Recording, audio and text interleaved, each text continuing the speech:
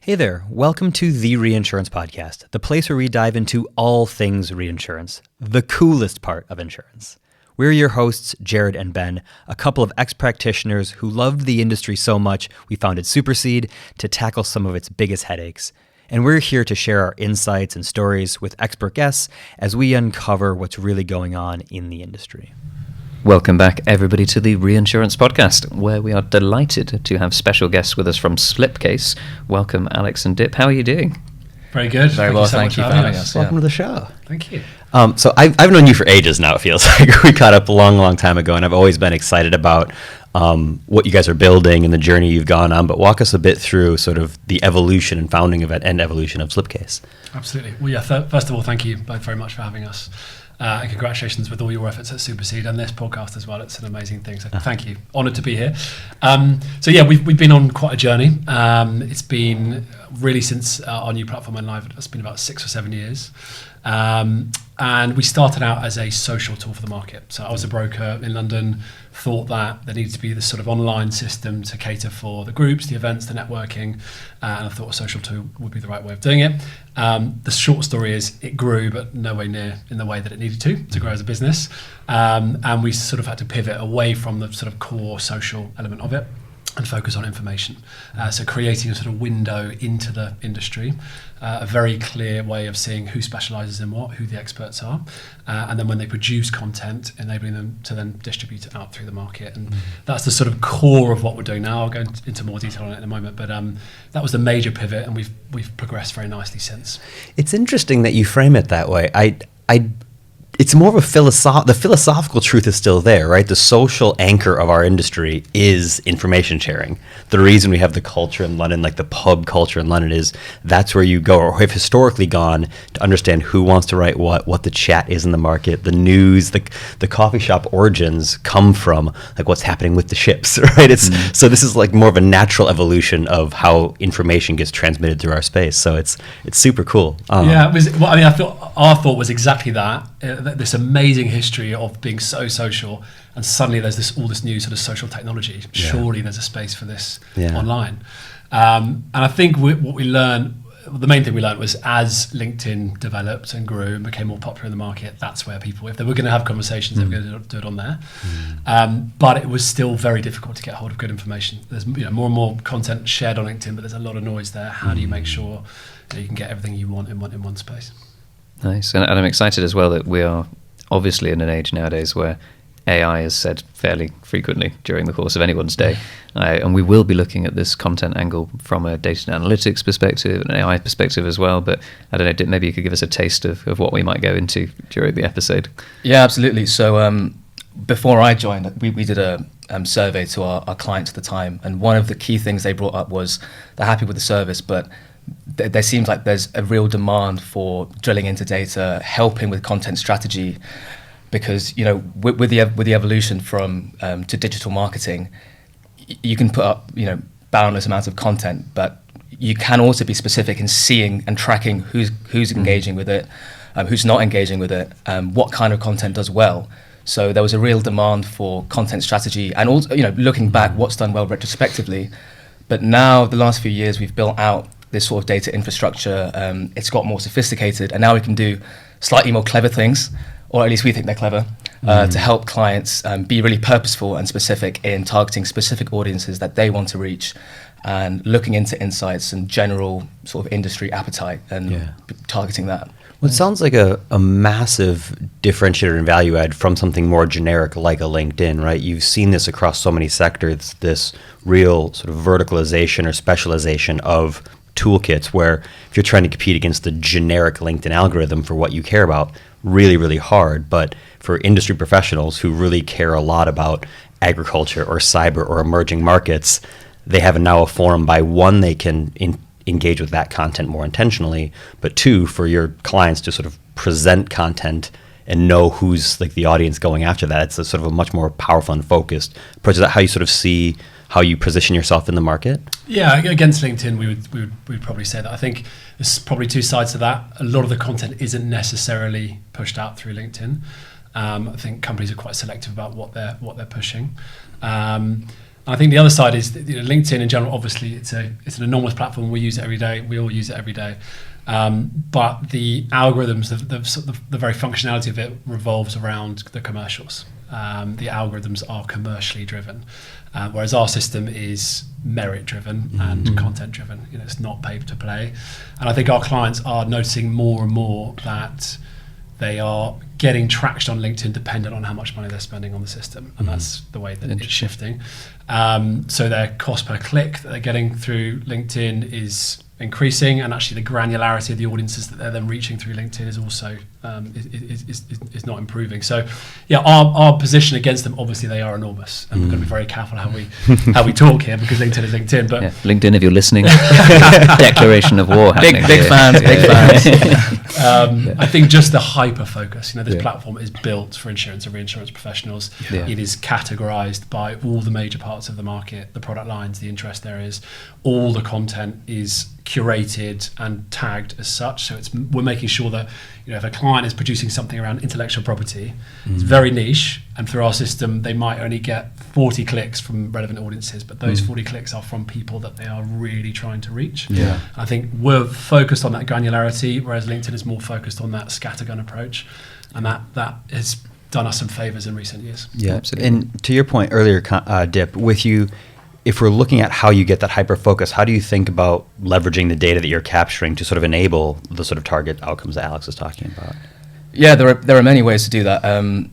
You can kind of go as granular as you want. So one thing that comes to mind is we were in New York last summer, and we had a case study where organizations were doing really well at reaching East Coast brokers, but West Coast brokers they were having much more difficulty with.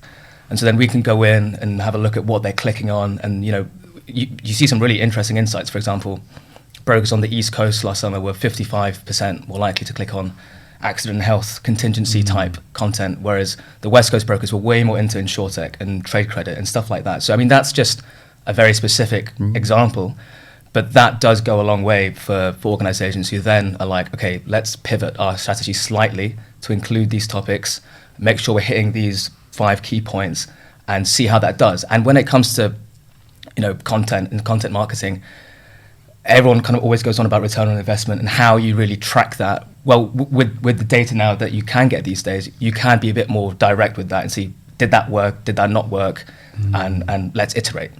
So we're big believers in using data for that. It's that classic marketing conundrum that I will definitely misquote, which is 50% of our marketing spend is working, if only we knew which half. It sounds like you're solving not only the initial how do we get more focused in our reach and audience, but then also the attribution afterwards, which is a really challenging thing to do in most contexts. It is, and that's one thing I think we're particularly proud of, and something. So I think our clicks over the last year grew 55%. Nice. But for organizations using advanced analytics, that's 80%. And so, I mean, that's, well, when it comes to data, when I talk to clients, that's the thing I kind of harp on about, being like, this is good data, use it. You're going to see the return on investment there. And some clients do that really well. One metric that I particularly like is the sort of underserved topics. So when I say that, for example, we're looking at brokers, for example, brokers clicking on carrier content. Carriers put out all this content. A lot of it's really, really great. Some of it, they might produce loads of content around cyber or marine, less around some other topics. And we can look at which topics the ratio of clicks versus content out there is the highest. And one example that we keep revisiting is kidnap and ransom. Brokers absolutely love content around kidnap and ransom, but there isn't currently that much content being pushed out there by carriers. Hiscox, a company we work with, are doing excellently there. They've kind of dominated the field there, and brokers are absolutely loving it. And so that's kind of the more sort of like, I don't want to say consulting, but like the sort of consultation side of the data, like helping organizations target who they want to target. And how fast does that feedback loop, I guess? Like, are you seeing your clients go from previously, what should our marketing strategy be for this year, to this week, or or today, or how quickly are they figuring out this is the gap that I've got to go after? It's hard to answer that because every organization is so different, working on completely different timescales, and also the different sectors of the industry are also so different. You've got really rapidly moving sectors of the industry, like cyber, for example, and you've got slower moving ones. So it's hard to answer that, but yeah, it varies organisation to organisation. In general, we're providing data on a quarterly basis. Yeah. And the sort of two main purposes of those are retrospective, so it's a very clear window into how have we done over that period of time. We produced 15 items of content in the last quarter. We're trying to reach brokers, in particular in the US market. How have we done? And how have we done against our peers? Which brokers are interacting with us the most? It paints a very clear picture on ROI. So it's as close to ROI as we can get without giving a lead. But then it also, as Dip mentioned, it provides this sort of landscape going forward. If we know that the client, it might be Hiscox, it might be Beazley or AIG, whoever it might be, is particularly focused on a product line in a certain region going forward, we can also help provide them with data to make sure that when they do produce content, they're producing it in the right way and they're going to optimize it to get the most traction among the audiences that they're really trying to reach. So that retrospective view for the ROI, but then also that sort of partnering to continue to perform. Yeah, it's such a cool evolution of how you guys have positioned this, because I remember back, it was at your old offices, you and I were chatting, and I was sort of posing this idea of, would you guys want to become like a content company, create your own content? What would that journey look like, and how did you see yourselves positioning? And at the time, it was much more of aggregating information that was already available and becoming the center point, like the homepage or the landing page of the internet for our industry. But this is a really powerful way to look at it, of how do you become like an essential partner for those companies who think about how do they access new markets or new products or new partners, and using yourselves as like an essential partner in that journey to help them unlock and achieve those objectives. So it's really, really cool. Thank you. Yeah, Joe, it's been a really interesting evolution. I think really we've done that based on feedback we've had from clients. I think there's been a massive change in what a marketing director needs over the last 5 years has changed hugely. They've become much more sophisticated, and we learned quite early on. It's all it's one thing making their brand look nice, making it clear what they specialize in, what they focus on, and having it there all the time. And growing distribution and telling them that we're growing distribution. It's another thing showing them the results.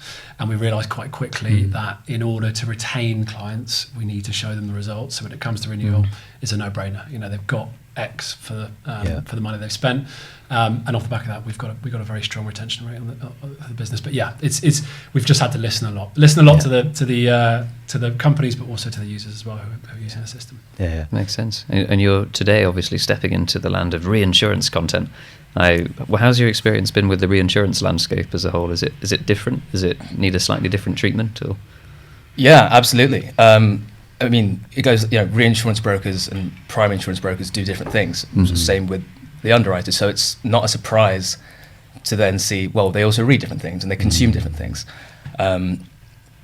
So, for example, when an item of content goes up on Slipcase, it's tagged as one or at least one topic. Okay. Yep. And then we can then look at which topics are more clicked on by the reinsurance versus the primary insurance side. And, for example, unsurprisingly, reinsurance brokers are clicking way more on content around renewals than primary insurance brokers. Obviously, that goes without saying. But then we can look at, there are slightly more interesting things to look at there as well. So, for example, on the underwriter side, reinsurance underwriters, this whole umbrella of sort of ESG, sustainability, climate risk, etc. I mean, we've got about 7 topics covering that because they're all so niche and so different. But within that umbrella, the reinsurance versus primary insurance, they look at quite different things. And so that's quite interesting. So one thing we've seen is on the underwriter side, reinsurance underwriters are clicking far more on content around carbon credits and energy, whereas the primary insurance underwriters are clicking on climate risk content a lot more. So it's the same overarching topic, really, but specific niches and bits of that are clicked on by each side of the industry more.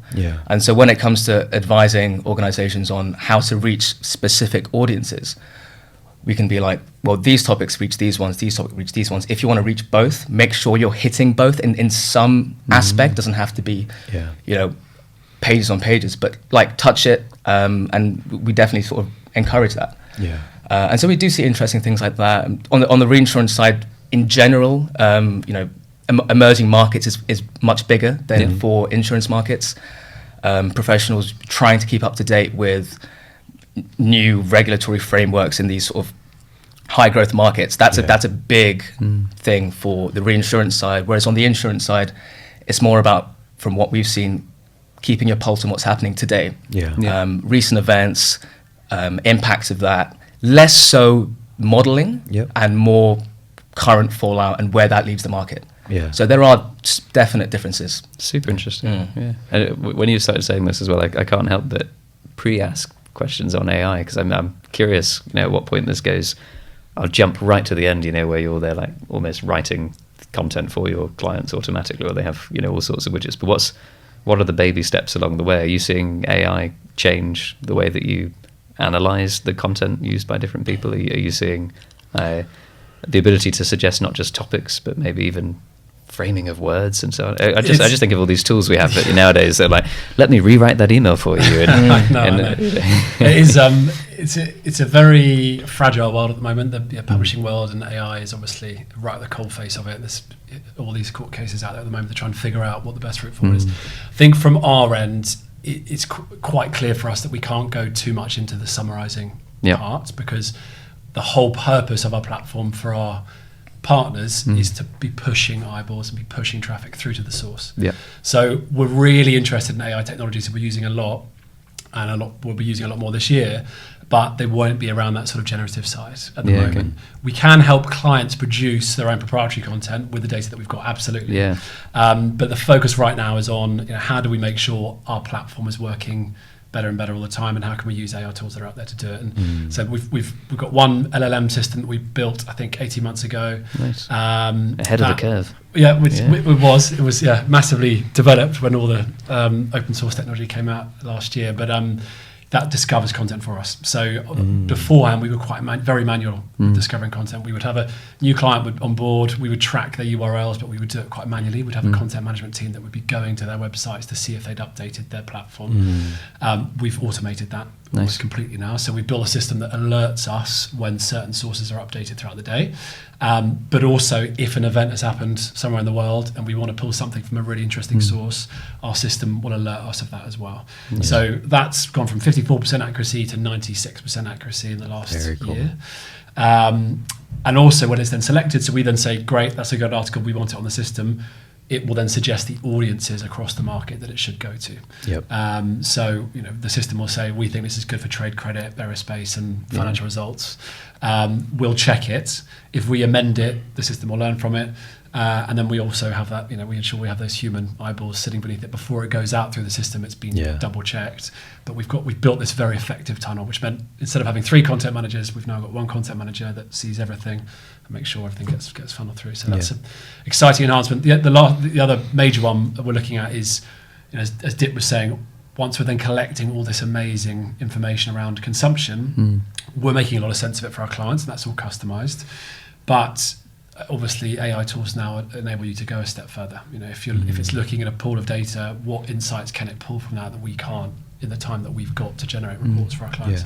So we're looking at some really exciting tech at the moment to pull more and to make it more customized for clients and make it as useful as possible for organizations that we're working with. Very cool. When you look at sort of multimedia approaches, obviously LinkedIn now is feeling more and more like Instagram with those sort of little snippet videos they're embedding in things. But are you guys doing mostly articles from the sort of the origin of the business? Are you expanding into hosting and supporting video content and short form? Like, what is that sort of suite of information becoming available, and how do you think about that evolving over time? Dip can give you more of a view on the sort of a breakdown of the different formats, but we've adapted quite nicely, I think, over the last couple of years to emerging formats. Podcasts have obviously exploded in the last couple of years. We've got a really strong podcast part of our platform now. And video, the biggest change we made around video was to cater for more shorter video cuts. So we've got an autoplay on our feeds now. As you scroll through your personal feed, it autoplays in a similar way to how it might do on LinkedIn.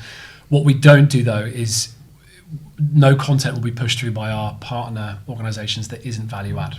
So the whole purpose of our system for users is, if you're going to land on your feed, every single thing that you're going to scroll past is a insight or a news piece or a content piece of some sort that's going to add value to your day. If it's pure advertorial, and a lot of these shorter clips can be that. It won't be included on the platform. So it has to be some sort of insight or thought leadership or news on that video clip. But yeah, we've definitely built that functionality into it. Podcasts, white papers. Dip, again, we'll talk in more detail on this, but become hugely popular again more recently. Blog posts, press releases are the sort of major formats we cover. Yeah, so we do cater for all these sort of multimedia formats, as Alex mentioned. And a question I get all the time from marketing departments is, how should we frame our content? Should we do a podcast? Should we do a video? And that's pretty much every single meeting. And it's difficult, actually, to come up with a good answer to that because it's growing massively, podcasts like yourselves and videos. But statistically, compared to the amount of articles and press releases, it is still quite insignificant. But what we are seeing is that growth, and it's exciting because, I mean, just from my point of view, when I started at Slipcase 4 years ago now, the videos that are being put out versus the videos that are being put out today, chalk and cheese. I mean, they're so well produced, they're so interesting, they're much, they serve the industry much better. So it's exciting to see where that's going to go. But yeah, in terms of the different styles of putting content out, one thing that does come to mind is the sort of growth of press releases in terms of how many clicks they get for specifically C-suite audiences. Interesting. Over the last 18, 24 months, we've seen a really sharp rise in the share of C-suite clicks that go to press releases. I mean, that's not to say, I mean, you can read into that however you want, they're pressed for time, they don't want to read articles, they just press release, summarize it, read it, move on with your day. I'm not a CEO, so I don't know, but but yeah, so there are trends like that to look into. There is, and we can look at certain topics where videos perform better, and so all these things, the data's there, we can look into it. But yeah, definitely the press release for C-suite is the key trend within that sort of format space. Well, it goes back to what we were talking about earlier, being able to guide your clients towards what's impact, what are they trying to achieve, right? If that information is very clear, it's much easier for that client to go, okay, actually for these topics I want to engage the C-suite, but we've noticed that actually for whatever reason, marine and video engagement is way higher than a video engagement for cyber. So you just guide them to say the cyber stuff should be long form, but the marine teams love video.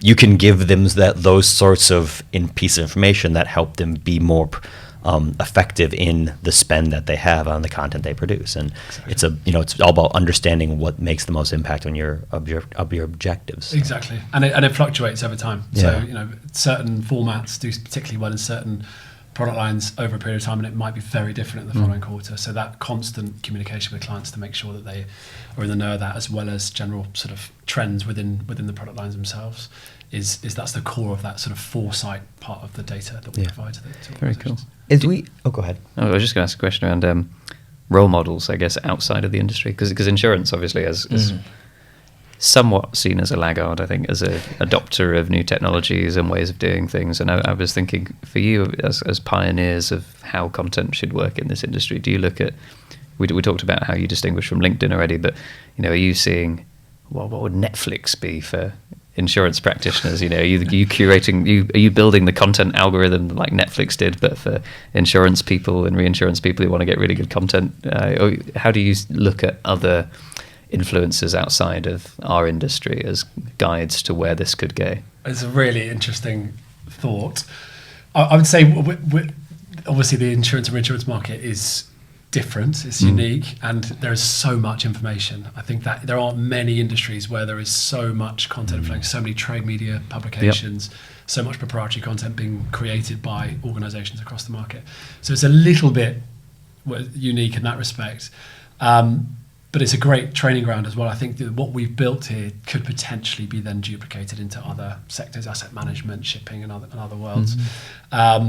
But yeah, I suppose outside of the insurance market, we've tried to look at as many platforms as we possibly can and pull bits that we think might be really nice to for our system. And as you say, Netflix is obviously Netflix, and we're in no way comparing ourselves to LinkedIn or Netflix. But there are, what we're really trying to do is to build the framework, the structure of how information flows across the global insurance and reinsurance market, and then how it's improved upon. So how can we provide data to make sure that always improves and the quality of information that's flowing improves off the back of that. So The API we built a few years ago, we plugged into a number of the largest brokers in the world. That's a really efficient tool for us to be channeling this content into organisations directly, alongside the digest that we send or the website and the mobile apps. But the more we can build those sort of tentacles across the market that feeds this sort of engine in the middle that then comprehends the data that it's creating, and the amazing work Dip's doing on that, the more effective our tool becomes. So it's a sort of, we need to keep growing the distribution, and then we need to keep growing the abilities to then crunch the data off the back of it. Yeah, it's a really interesting analogy, because the Netflix one is actually pretty good there, because all the Netflix originals, like, they know the audience they're going to put it in front of, and they make decisions on casting and decisions on like production, all these things based on the data that's successful in those areas that they're trying to target in terms of age brackets or geographies are similar. This is a very similar thing. A client of yours is saying, we're going to invest this much in our broader marketing strategy. What will be the best, most effective use of that? Where should we put the energy into to have the greatest chance of that being a successful piece of content? And it's the same. It's using the data and aggregating that up and pointing it in such a way that says, oh, you're trying to grow in this this geography or region in this product line with this audience. Here's what that should look like. They go away and they do that, but they're working somewhat off of a playbook, or at least a template or a roadmap of some sort that says, all right, these are things that are going to work better, and these are things that probably won't work as well. And that becomes massively more valuable when they think about the ROI calculations. So absolutely. Thank you. And that is absolutely the goal. I think at the moment we wouldn't profess to be the rule book that sits behind everything a client produces, but we're becoming a really nice guide. I think last bit of research we did with clients is 95% of our clients that we work with are using our data to feed back to their C-suite on a quarterly basis about how they're performing and what's going on.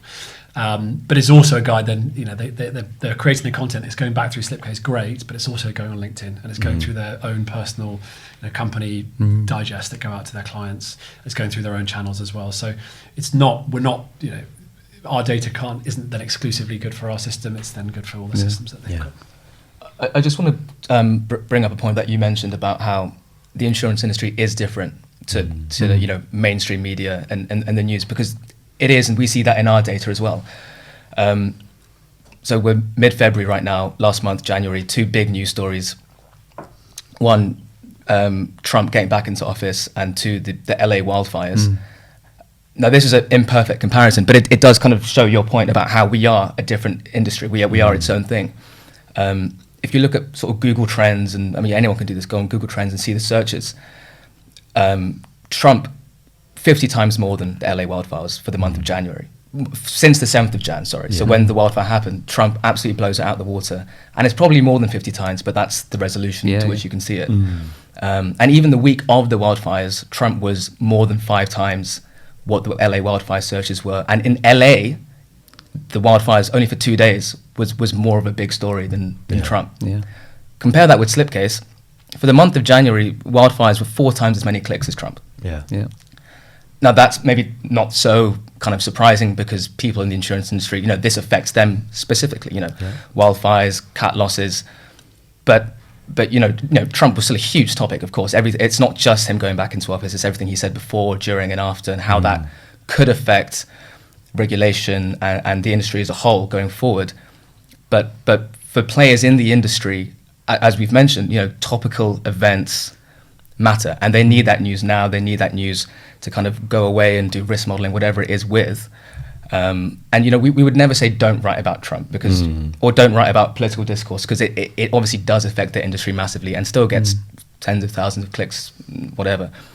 But one thing we say to clients a lot is when there is an event, don't be ambulance chasing. Like, if there's a disaster, you don't want to just get something out there just to whatever, piggyback off clicks. But a lot of these organizations in this industry, senior underwriters, risk modelers, risk managers, brokers, are industry experts. They know most about these sort of things, and readers appreciate that. In that moment, a quote from an underwriter or a little opinion piece of where an event might go from a risk manager, it goes a long way.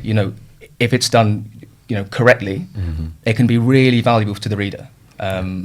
So we definitely encourage organizations to get involved with that. It's a super interesting point, and I think that point around, I guess, almost a positive version of an echo chamber, the idea that, you know, our little space in the risk ecosystem is special and does have a different priority towards different things is really interesting. I think we found a similar thing in the Supercede journey where, you know, yes, Excel and email, for example, exist and are very generic tools that are out there, and it is possible to do reinsurance-y things with them, but it's very painful and long-winded in the same way that if you wanted to try and understand, you know, which content mattered the most to insurance people using LinkedIn, you could probably kind of fudge it if you wanted to, but not in anywhere near the same way as, no, let's look at just that cohort that matters, just that really relevant scope that we care about.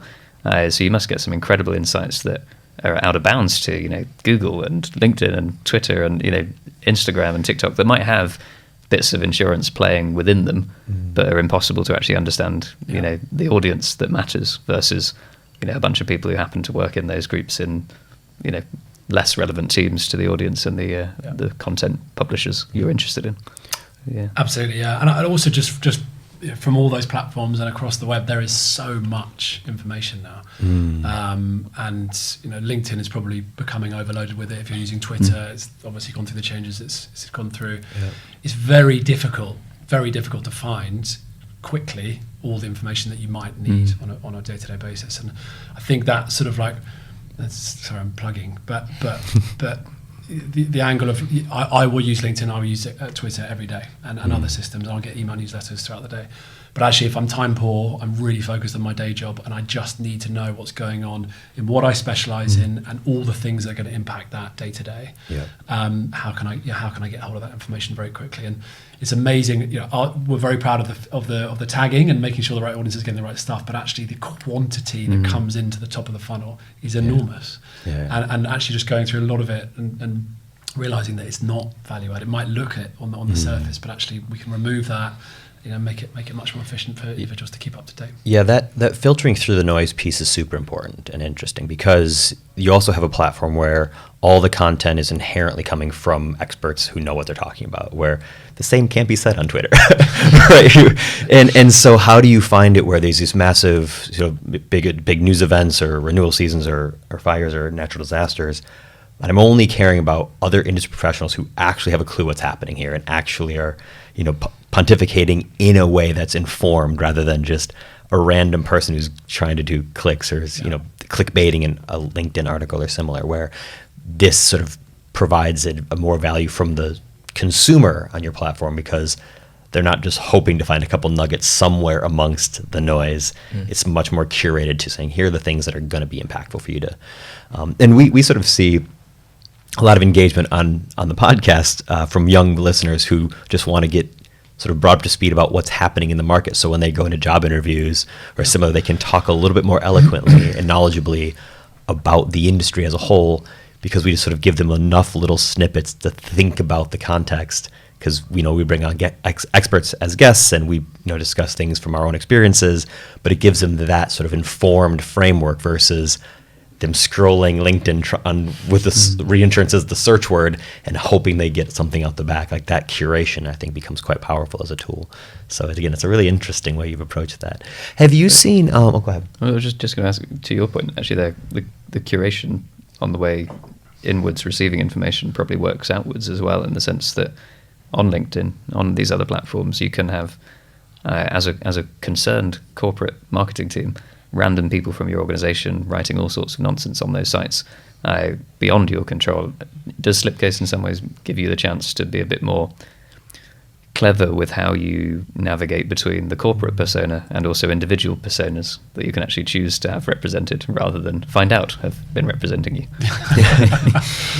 Yeah, I suppose in a way we do. I think that all the content that we're pushing out for the organisations that we're working with has been signed off in some way. So if it's a blog, it's been put up on their website, it then goes out, and we become a trusted partner to pick up on that and to distribute it to these relevant audiences. It's a really interesting point, because in our earlier iteration, we did have this social functionality where you could comment and like and discuss things. And I'm not saying millions of people did, but when people did, it was usually for not particularly positive reason. Sure. And a big bit of feedback we got from clients early on was, actually, do you need that functionality at all? If people are going to be doing it more and more on LinkedIn, why don't you just service up the content? So that's a learning that we had quite early on, and as a result, we've made it very easy for like someone, if they're scrolling through their feed, they like an article, they can share it on WhatsApp very easily, or they can share it on LinkedIn, or they can put it on an email. And we've made that extremely easy because we want to be looked upon as being the discovery tool. We're not then the tool to share your opinion on it. If you want to do that, you can source the article from us. Or discover it and then put it on your socials and make your own commentary on it. But yeah, we sort of dodge that. And also I think off the back of that, there's therefore from a user perspective, less social information on there. There's less opinion from individuals. It's more what's the good stuff out there that's relevant to what I do. It must be very reassuring, I'm sure, to your clients. The official message is getting out and not being diluted again. You're again finding that very narrow window. Yeah, absolutely. Yeah. As you look now towards sort of the future of your business, the future of what your clients are trying to achieve, what are the things over the next 6, 12, 18 months that you guys look at going, we're working on this is going to be fun and this is going to be cool? What sort of is on that horizon? So we've just released our new system, Slipcase 3.0, which is a really nice, significant step up in user experience. So we did a lot of research with users and built some really cool new functionality to make sure we're resurfacing content to individuals when they really need it. So we built a meeting planner, for example. If you're a broker, you're going to see Hiscox about cyber risk. You come to us, you tell us that it's Hiscox. You're meeting about cyber with a focus on rates, and we can then generate a brief with all the latest articles that are relevant to those things. What's going on in cyber, what's trending, so you can talk eloquently about that. What's going on with the company themselves, and then what have they produced in cyber that you should know about that you can then talk about in this meeting to be as informed as possible. And that's been a really effective tool. So functionality-wise, we've just built some really exciting new additions, and we're going to be refining those. I think the API for us is huge because it adds, we get organic sign-ups really nicely. People coming to slipcase.com or the mobile app and signing up. That's great. But actually, when you plug an API in, it goes, you climb by 5,000 in a day or 10,000 a day, whatever it might be. So we're going to be really focused on making sure we keep plugging those in across the market. And fortunately, we're seeing a lot more interest now from companies to use our system to help make sure that their employees are being as educated and upskilled as possible with everything that's going on in the world. There seems to be a real focus on that now. Because you've plugged into like intranets and stuff, haven't you, where people log in and one of the first things they are sort of presented in their day is content presented by you guys. Exactly, yeah. So that's the API side of what we do. And the idea is, from the content partners that we're working with, our ambition is to get as much relevant distribution across the market as possible. API is a great tool for that. And for the company that we plugged into, it's a really simple way of keeping their employees aware of all the great stuff that's being produced across the web that might be relevant to them. We obviously, when an interaction then happens, we're pushing the individual through to the source. So our partners can then see, we're getting a nice click here from the Marsh API in the US, or it might be the Willis API in the UK, whatever it might be. So it adds the distribution, but it's also a great tool for the clients that we're plugging into to make sure that their employees are as informed as they possibly can be. Yeah, super cool. And from the data side, it's a very exciting 12, 16, 18 months to come. Don't want to overpromised on tools that haven't been refined yet. But the scope now for more AI and machine learning tools, especially, it's come at the perfect time really, because we've now accumulated, 4 or 5 years of good data that we can do some interesting stuff with, and increase our value add for the clients, not like reporting, making things more clear, succinct, but also, as we've alluded to already, content strategy, helping them right now we can be like, if you write about cyber with a focus on property North America, don't know what that would be, but you see an average increase of 45% clicks, let's say. And that's kind of what we're doing now, but with kind of further AI tools, as you mentioned, sort of keywords, stuff like that. It's all in the pipeline. It's all very exciting. And looking forward to sort of getting our teeth into it. No, super exciting. Well, Alex, Dip, thank you so much for coming on the show. This has been a really exciting journey for you guys, and I can't wait to see what you guys do in the coming months. So thank you for coming on. Thank you very much for having us. Thank you so much for having us. Yeah. Cheers. Thanks for tuning in to the Reinsurance Podcast. If you enjoyed our show, don't forget to subscribe wherever you get your podcasts and leave us a review to let us know how we're doing, preferably 5 stars. For more insights and updates, follow us on LinkedIn and visit our website at supercede.com/podcasts. You'll find the links in the show notes.